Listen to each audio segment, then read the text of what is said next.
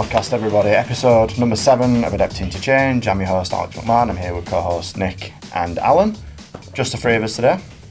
Been quite guest heavy, haven't we, recently?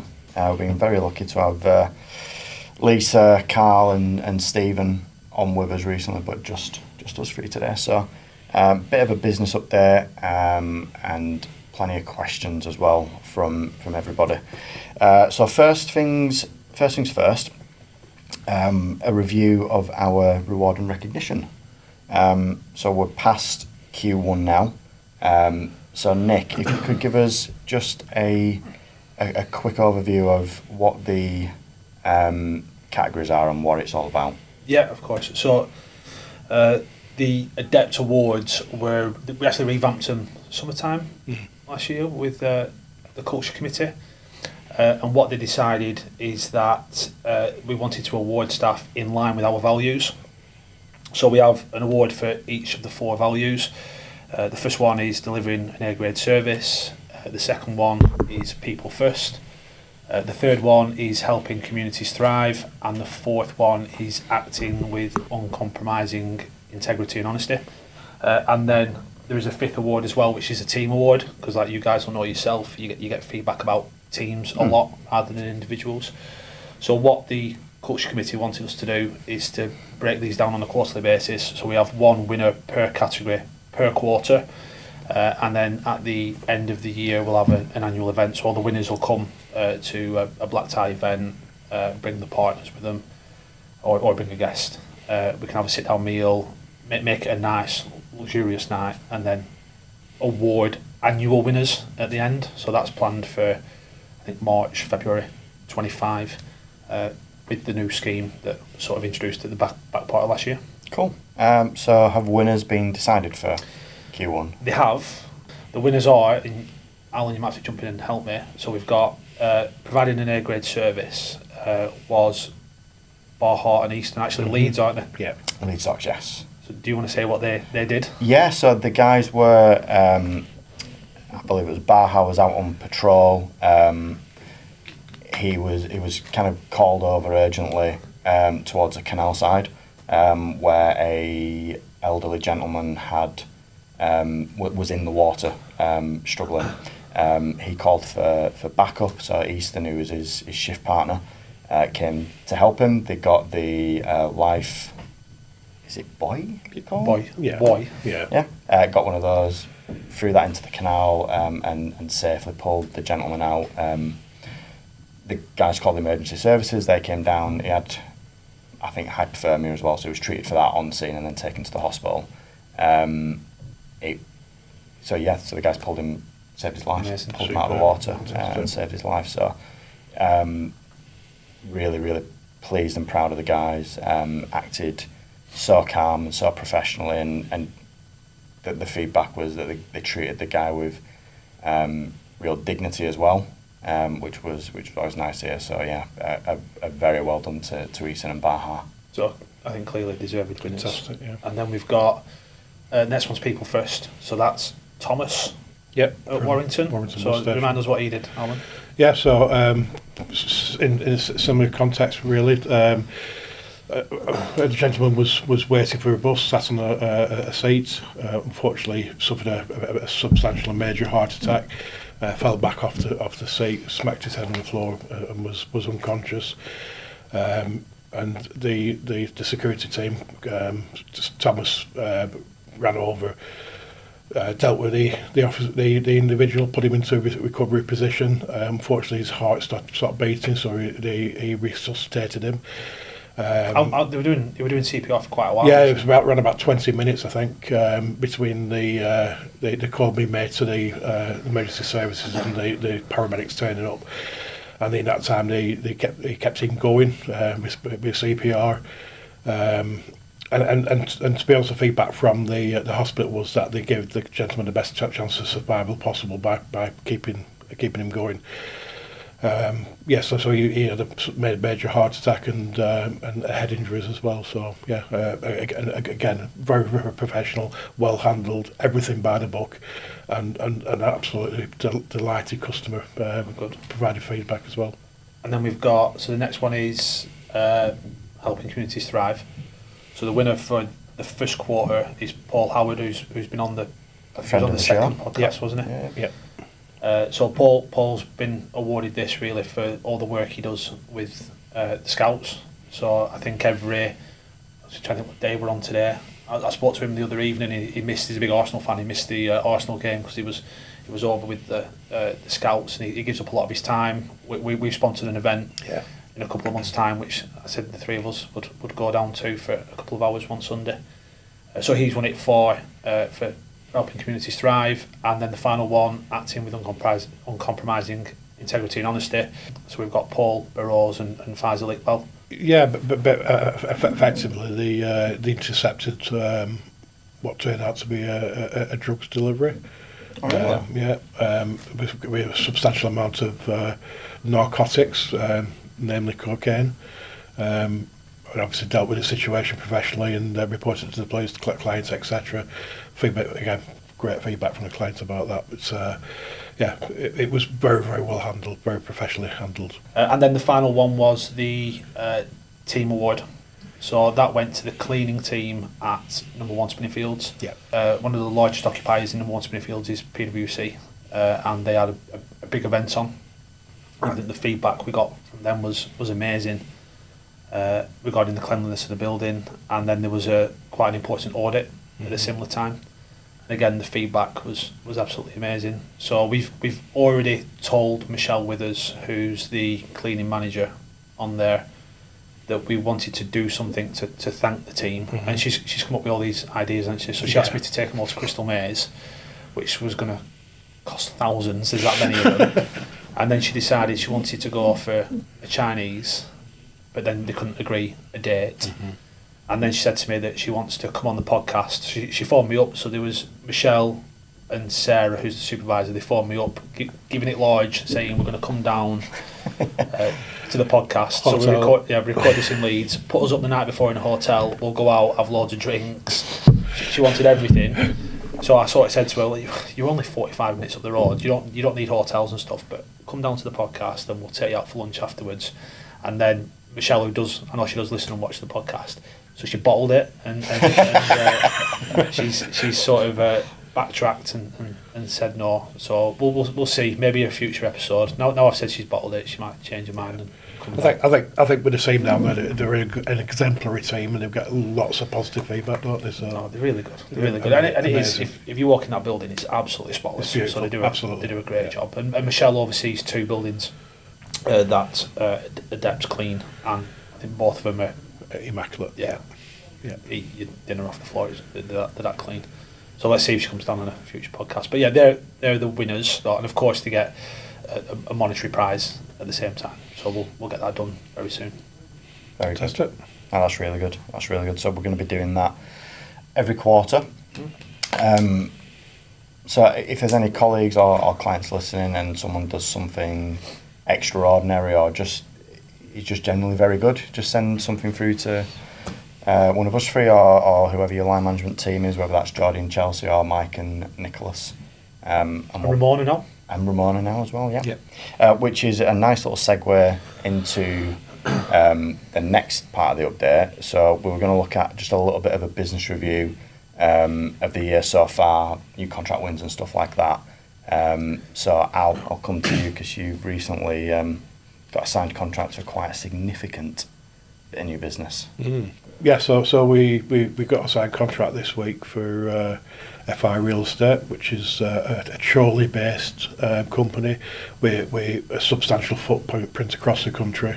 So we're now the national supplier for cleaning services across the UK. We start the TUPE process for a number of sites over the next few weeks. We've already started 3 sites so far, in Chesterfield, Barnsley and Coventry. With a further one, we've got a substantial one coming on board in the next, 1st of May, at Brunel Shopping Centre. Whereabouts is that? That's Swindon. So it's got 22 cleaning staff and security staff trooping over to Adept on the 1st of May. So we're down there Monday, aren't we? Yep. So we're down there Monday doing consultation meetings and just briefing all the staff and the team down there. So it's a very exciting time for us. And I think between sort of like now and March next year, we've got around about 15 sites coming across. We've been asked to do all sorts of things at the moment, which is very, very exciting and a great customer and a great sort of push forward for Adept as a company. I think from my point of view, it's been really good to see. So the 3 sites we have started, the KPI scores that are coming back. So clearly a very sort of engaged and happy customer looking at those scores. Yeah, no, absolutely. So it's very, very exciting times, and we all look forward to supporting our new clients and making it a success. And I think there's a good relationship, and we've been in Barnsley and Chesterfield for what? Since Christmas, since Christmas, so they sort of like tested us, and it's gone really, really well. As Nick said, the feedback is really good. So yeah, it was nice to see.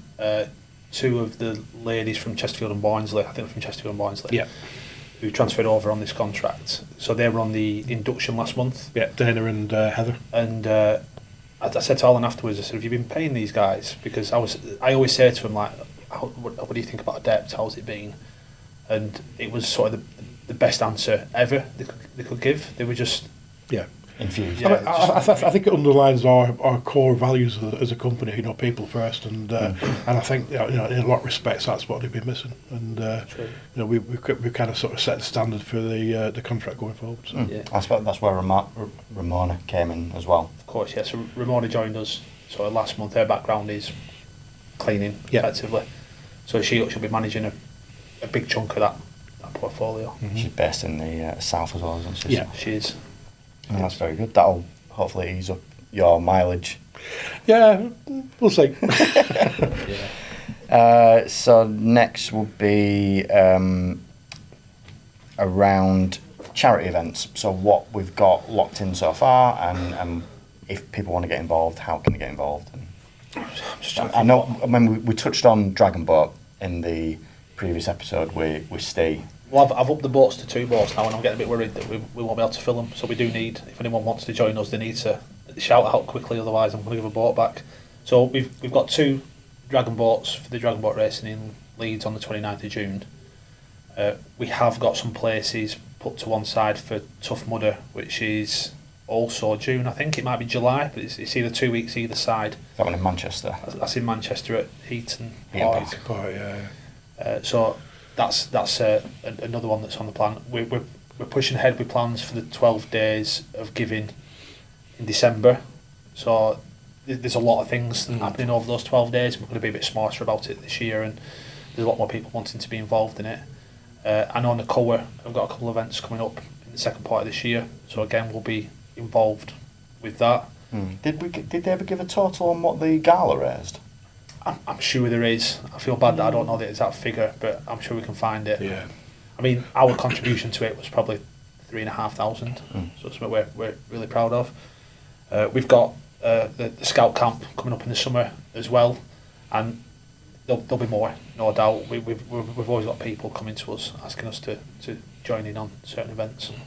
I suppose part of the business review that we didn't touch on actually would be just kind of how, so we're getting into Q2 now this year, how last year finished, if people are interested in like kind of how we've grown, what we're at, what we're projected to get to. And you want the numbers? Yeah, let's have the numbers. Test me now.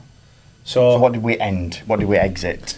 Well, if we go back further, so I joined the business in September 21. So Adept was around a 1.92 million pound business at that time. I think Alan, you joined the March after, and then Alex, would you have been the October time? Yeah. We closed last year at 6.8 million. I think for this year we are forecasting to close probably 9 million. So significant growth in a very short period of time. I don't necessarily like talking about the money side of it. It's almost like the vanity side of it. But I think if we're talking about headcount of individuals, I think if you're looking at the numbers, we've massively more than doubled in a very short period of time. And I think the thing that makes me proudest isn't so much the revenue, it's that we've increased the workforce, but those satisfaction levels, so on the feedback forms we get, is still very high. So one danger you've got is you increase your workforce, you don't increase your management team in line, which we have done, and then the engagement levels drop. So people are dissatisfied, they leave, but we've been successful in maintaining that. Like I say, it's our turnover, staff levels, you've touched on it previously, up to like 90%, isn't it? So, which is unheard of for our industry. Yeah, absolutely. It's really good. Coming from security backgrounds before, I know we've all kind of probably experienced 60-70%. It's the biggest challenge, isn't it? So if we're keeping, I think it's 92% at the minute, slightly over. I'll check with Emily this week, but in my head it's 92.4, and we check that every month, and it's always in the 90s. So long may that continue. Yeah, no, it's really good, really impressive, to be fair. So some questions that we've had in from colleagues and the workforce alike. First one is, are there any changes coming to the culture committee? There are some changes. So that's probably by a member of the culture committee who sent that in, because we haven't had a meeting for 2 months, I think it is. So the way we set it up originally, I think we not rushed, because we needed something in place, but I think we set it up wrong. And the way we had it is we'd meet in an evening, and I mean the guys were paid for the time obviously, but people wanted to get home, and some people have been working that day, and it wasn't right. We got a lot of sort of tangible positive solutions and ideas from it, but we wanted to do it a bit smarter. So what we've said for this year is that instead of meeting every single month on an evening for 2 or 3 hours, we're going to meet less frequent. So it might be bi-monthly or every quarter, but we're going to take a full day. So the culture committee will come out of their place of work. They'll come to the Adept office, Alvarium, and spend a quality session with us. So it'll be 4 or 5 hours together for a full day with tangible actions and all minuted and plans to achieve before the next meeting. So the next session, pardon me, is, I think it's mid-May, so it's booked into the diary. Some comms has gone out already, and we'll be sending more out. So if people are interested, do reply to it'll be Maddie who sends the comms out. Cool. Next question is, how has Luke settled in at number 1?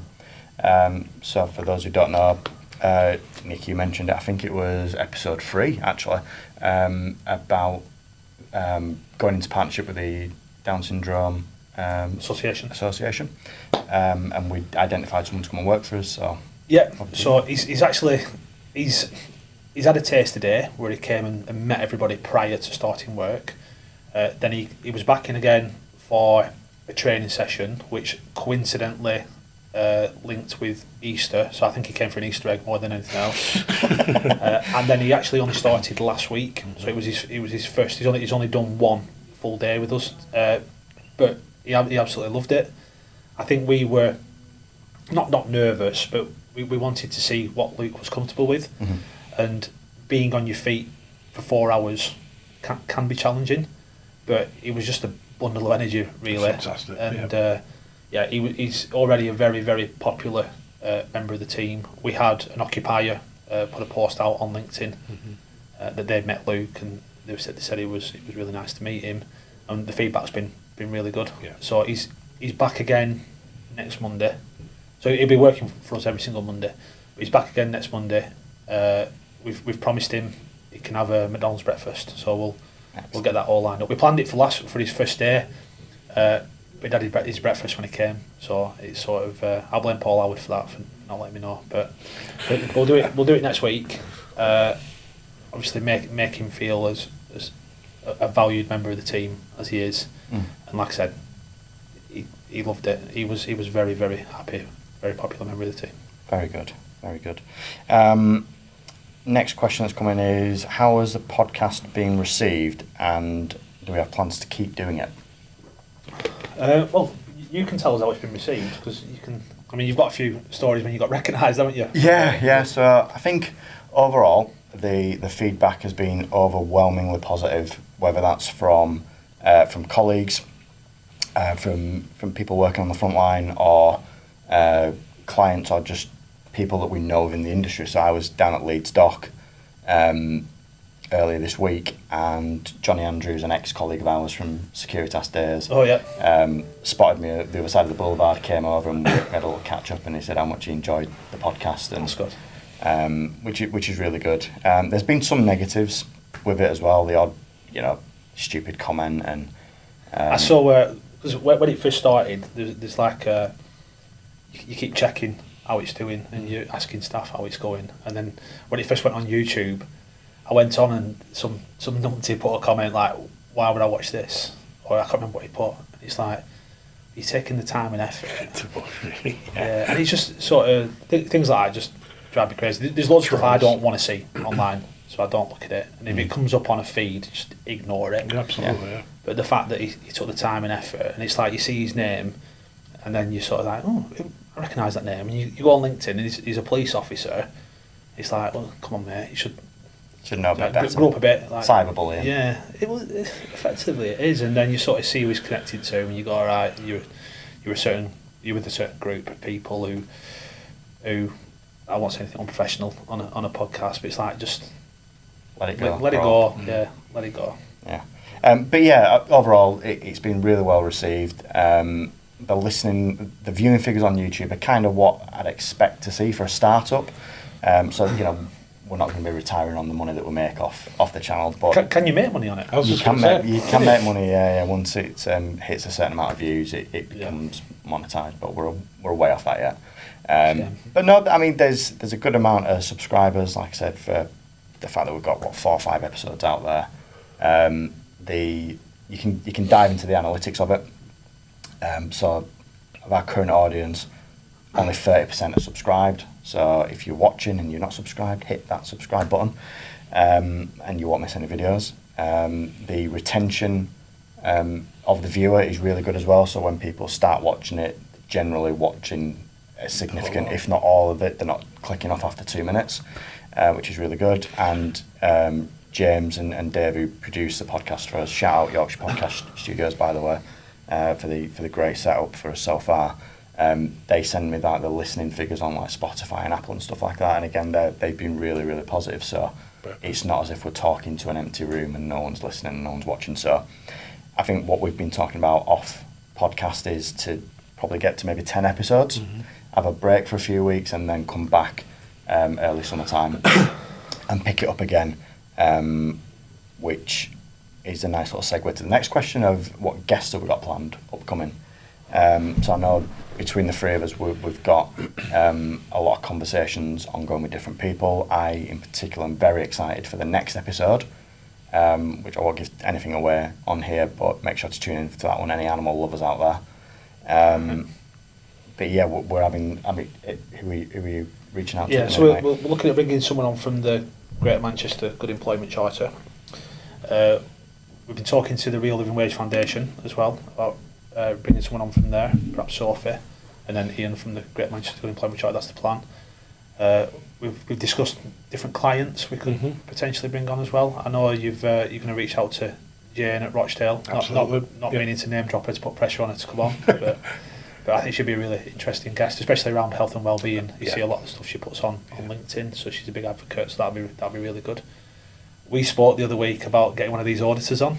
Yes, yeah, we did. So I've reached out to a couple of them. Backstory, these are people who have sort of YouTube channels or TikTok accounts, Facebook accounts, that kind of thing. And they'll go GoPro and a drone to various type of sites. A lot of them focus on security, but not a lot of it is anymore. It's kind of split, so it's between the staff and security. And they'll try and try and fly a drone over, and it's to get a reaction. Yeah, generally, it looks that contentious, way. Isn't it? It looks that way. So try and get a reaction to, I'm guessing, get views. But I've sent emails to a couple of the auditors one's got I think 70,000 subs on YouTube, and the other's got close to 200,000. So these aren't small channels. we thought it'd be interesting just to kind of get their perspective on things as to what they're trying to achieve. Or you're just on the wind-up process. Exactly, yeah, because it's. I mean, it sounds with those numbers, I guess that's monetised. Then they can make money on it. Yeah, hugely. Yeah, of course. And I suppose if they get a video where they get a reaction, a clickable reaction, absolutely, then they're going to make more money. But I actually saw a clip on one of the guys' channels from a site that I used to look after in my previous days with the core. Luckily for the officer who was challenged, he handled it really well and really professionally. But I mean, you see some of the stuff on the channels, and it's just you just think, what are you doing? So yeah, we've reached out to one of those, to a couple of those channels. It'd be great if they could come on, but if they don't want to come on, completely understand that, no hard feelings. I think there's one who we've reached out to, that DJ Audits. Yes. So he never shows his face, does he? No. We could maybe pixelate his face. Pixelate his face. Do like a dub over voice for him. Although I've noticed when people recognise him, he gives them a keyring or something like that. I feel like he's got like a famous bike that people. And they are quite compulsive, aren't they? I mean, I've watched loads of them on TikTok feeds. It's just, that's just usually fear. Make sure it's not one of our size. No, okay, I'll have that. But I don't, like yourself. I've seen some of my former colleagues bit on there. Yeah, it can be difficult. I think some of them are better than others. That the DJ Audits guy, I think he speaks quite well. Yeah. You get some of them who were clearly just on the wind up. It'd be good to get him on, see what he's got to say. It'd be nice to understand it from their point of view. And if it is just a monetary thing, there's nothing wrong with that. People have got to make a living. Absolutely, yeah. Absolutely. It's like, ideally don't make people look stupid to make some money, but then at the same time there might be an educational piece around what the industry needs to do. Yeah, I think there's a couple of aspects that sort of bit of a red flag, sort of flying drones over police stations and stuff like that. But yeah, it's a massive grey area, isn't it? Flying drones over buildings. I think it's the law that needs to change. Yeah. So if it's under a certain weight, they're allowed to do it. But absolutely, and nobody owns the sky. So that's the way it works. You've got to, if you're flying drones, you've got to be within the legal aviation rules. But with a drone of the right weight, you don't need any legislation. But I think, I don't know, personally, when they're flying drones over police stations, I think that's it kind of borders on anti-terrorism, and there are some laws in there that they can utilise to stop people doing stuff, and that, I think it's the anti-terrorism one. But let's see what they say if they ever come on. Yeah, it would be an interesting chat. So yeah, there's plenty for us to go at. So the aim is that we've seen a good reaction to it, which has been really positive. Yeah. So the plan is definitely that we will keep doing this. Next question is, someone's asked if they see a lot of positive articles and posts on LinkedIn from Adept and the management team, and they've asked if that is a true reflection of what Adept is like, and if it's always been like that. It's a really good question. Has it always been like that? I think when the company was set up, it was set up with the right values, and the intention was to be like that. I don't think Adept lived its values for a large proportion of that time. Is it like that now? It's easy for us to say. Yeah, I think the advocates are our employees. So Paul Howard, when he came on, Andy, when he comes on in the future, Michelle, Steve as well when he was on. Yeah, Steve Bickers as well. Very, very strong advocate for Adept. But I think the proof's in the pudding, and we spoke about a future episode, perhaps having like an audience style where we can get 10, 15 frontline members of staff, and it'd be interesting to get their feedback.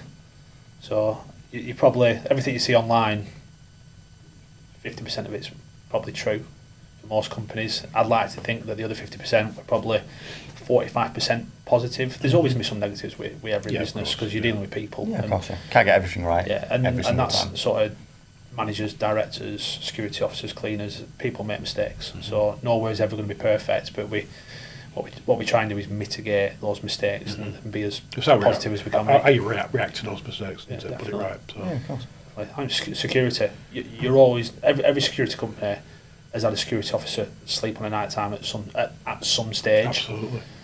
But it's how you react to it. Yeah. and how you resolve those situations. And obviously you put measures in place to make sure that doesn't happen where possible, but you're dealing with people. People unfortunately make mistakes. Cool. Next question is, what's the next big trend you can see coming in the security industry? Trend, yeah. I think one that I've always kind of been keeping an eye on has been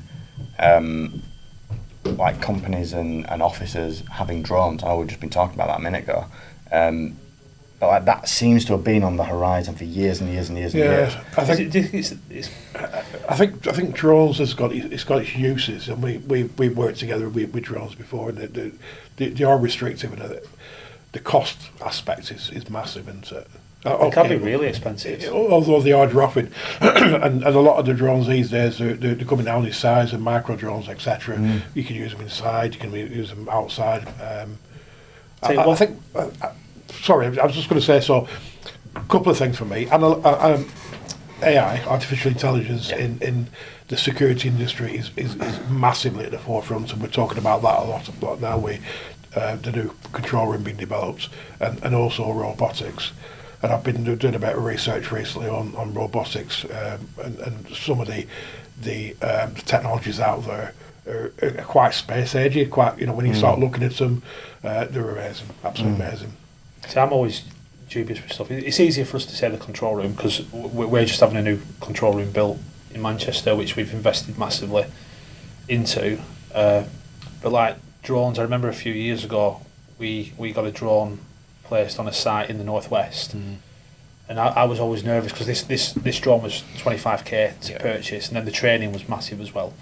And I remember going for the demonstration, and they were saying this drone cannot crash. So he flew it as fast as he could into a building, and it stopped. He sort of bounced back before it hit it, and then lo and behold, a month later, the drone crashed into a wall. Well, it literally drops out of the sky. Yeah. So it sort of that sort of worries me whether the technology is exactly where it needs to be.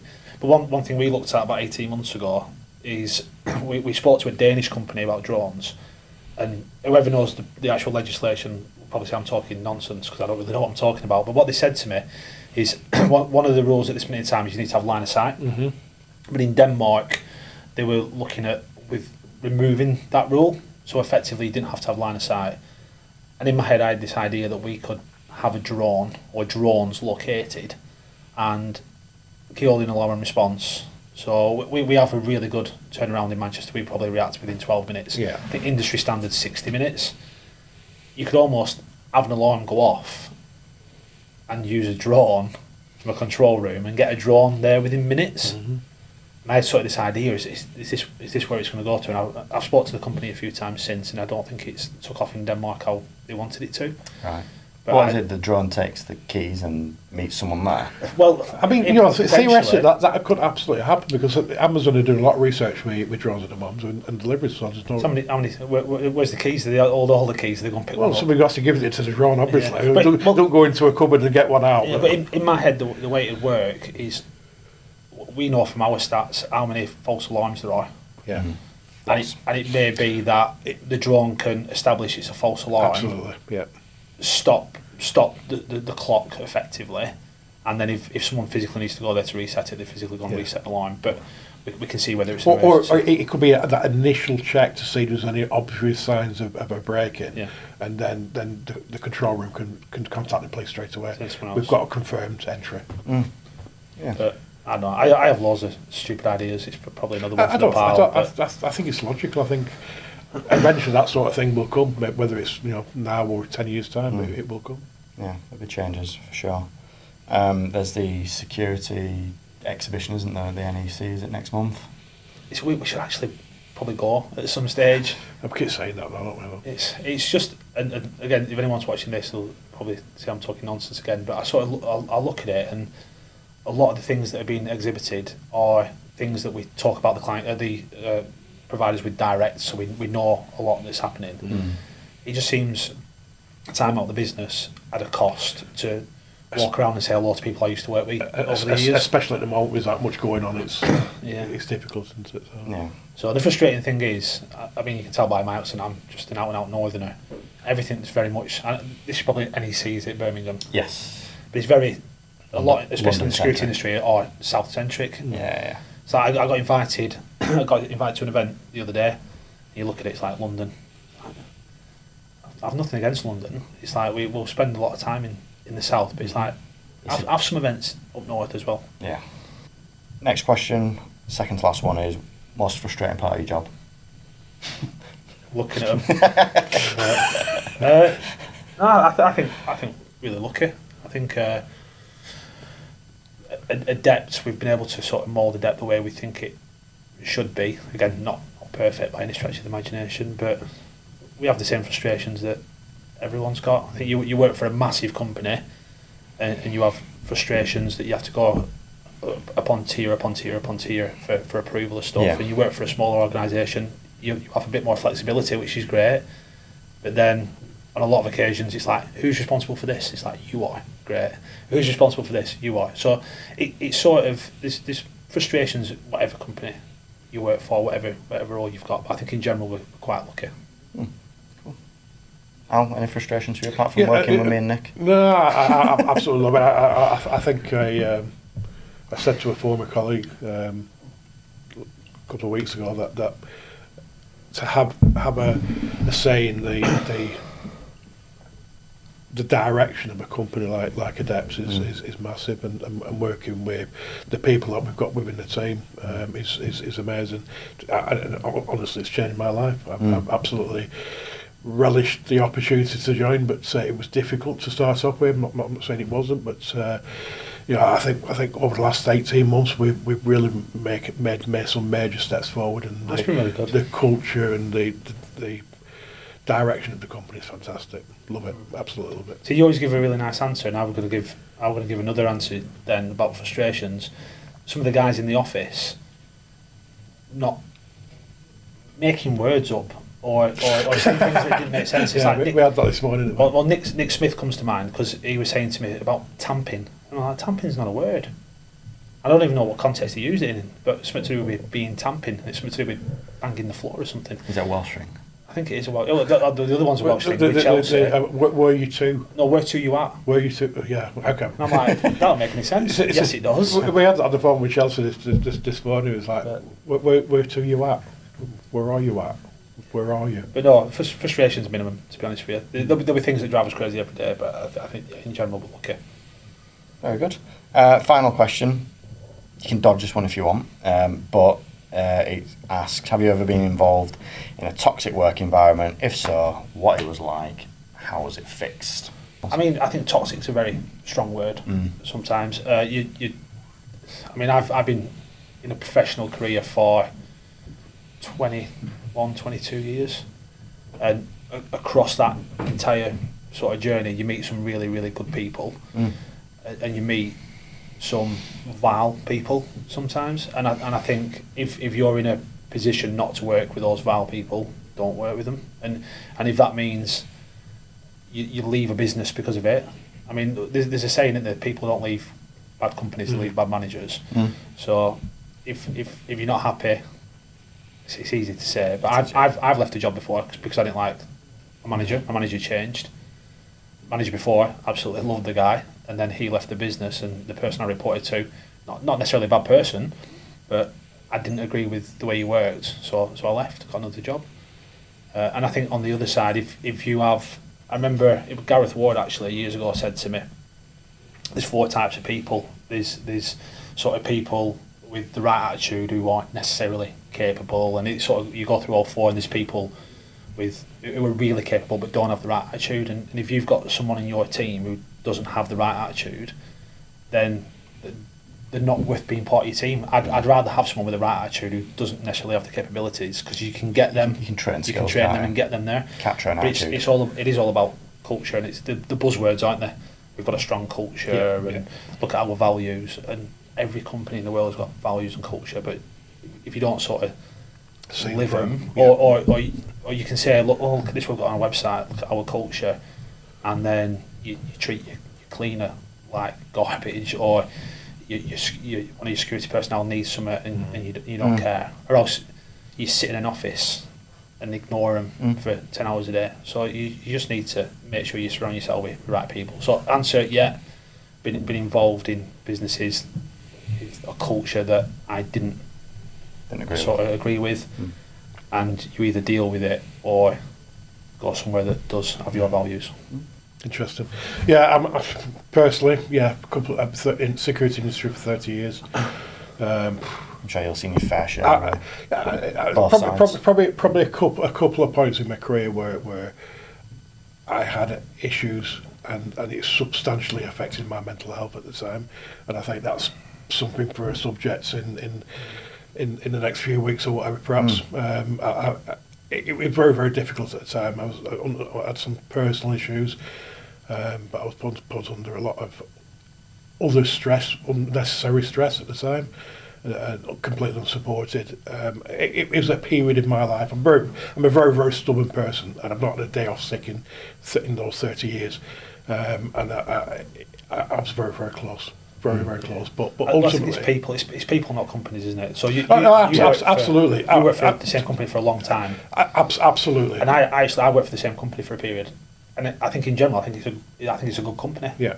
But there'll be individuals within those businesses who sort of poison culture, and it's about making sure the mechanism in place that it doesn't happen for long. But through that you learn. I became a stronger person for it. But ultimately, it's about the way you treat your own staff. You don't want your own staff to feel that way, and that's where you with Adept we've been able to sort of develop that culture where the staff members are at whatever level are open. They've got an open door to discuss their issues, and we can support. But at the same time, we'll have people within Adept who don't like us. Absolutely. Because something's happened, but it's about sort of people that don't like us. But it's just about doing the best you can. I think a good yardstick is always like if you move jobs, you move companies, and people follow you. Oh, well, you two followed me, so I mustn't be that bad. That's it. Yeah. But I mean, coming from a previous role, there's a few guys from the core who now work for Adept, and that's not to say that the core are a bad employer at all. I think they're a terrific employer, and they're always really good to me. But it's kind of that rubber stamp that you actually do a good job yourself when staff follow you. Yeah, no, absolutely. And, I'm sure you guys have had it from certainly from my career with Group 4 G4S. I've worked with some amazing people. I don't want to name names, but there's been some great people within that organisation. Both as colleagues and as my line management, and I think you take the good points from each one of those people, and if you're the right sort of person, you develop that culture within your own organisation, and that's. So you've not answered the question. Have you? To be fair, no, I haven't really experienced it firsthand. I've had great managers. I've had a couple of not so great ones, and I think it's just about, like you said, managing that situation as best as you can. It's people. We worked in Wakefield together, didn't we? And I think that's a long time ago. It's a long time ago. But we had Gareth and Darren, who were like the senior people, really good people, and looked after that team, so that even if there was anything above them that wasn't pleasant, we were sort of protected by it. Sure, and I think that's something I've always tried to do. And you also have done. Yeah, and if I say if there's things like when I was at G4S, if there were anything unpleasant, and there never was really, because I think they were a good company, but you try and protect your team really, and sort of make sure they're all right. And that's what a good leader does. Yeah. Correct. Yeah, but cool. Yeah. End it on a nice note. Yeah, cool. We'll wrap up there then. We'll see you again for episode 8 very, very soon. Cheers, guys. Super. Thank you.